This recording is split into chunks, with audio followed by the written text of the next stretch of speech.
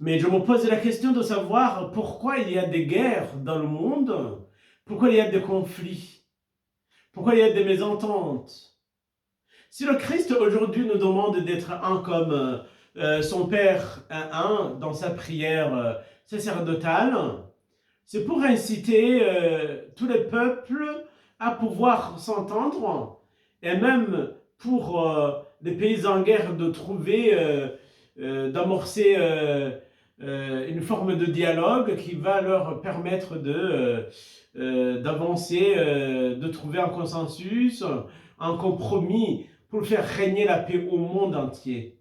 Oui, c'est vrai, je ne comprends pas pourquoi, oui, mais je pense que pour le monde, je peux me tromper, mais il y a des questions géopolitiques qui sont à l'intérieur. Chaque pays veut être puissant, et puis les pays se comparent tout le temps.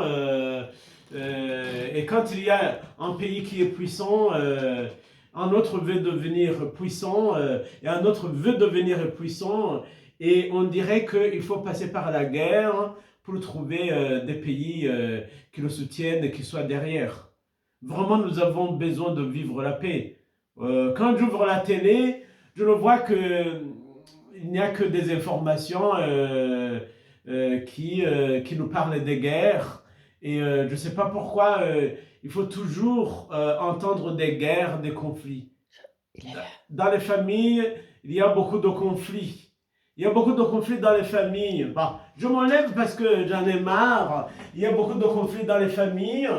Et des fois, il n'est pas facile de trouver des solutions. Il y a de la haine dans les familles. Tout commence par la famille.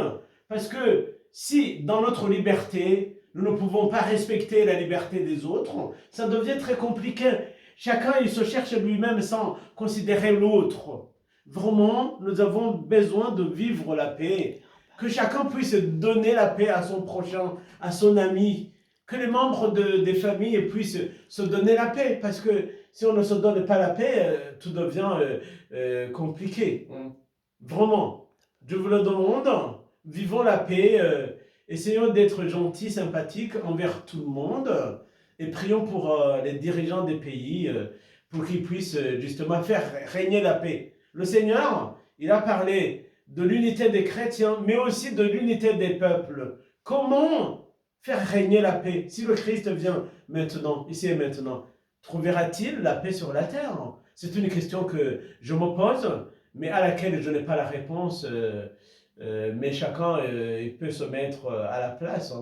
Même avant, il y avait les guerres des religions et tout ça. Mais là, politiquement, ça ne va pas dans le monde. Nous risquons la troisième guerre mondiale, à voir les tensions qui s'y trouvent.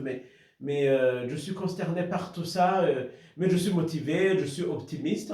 Le Seigneur est à l'œuvre. Seulement le monde a besoin de l'écouter. Les dirigeants ont besoin de l'écouter. Nous avons besoin de l'écouter. Les familles ont besoin de l'écouter. Et le Seigneur, c'est lui tout seul qui fera régner la paix.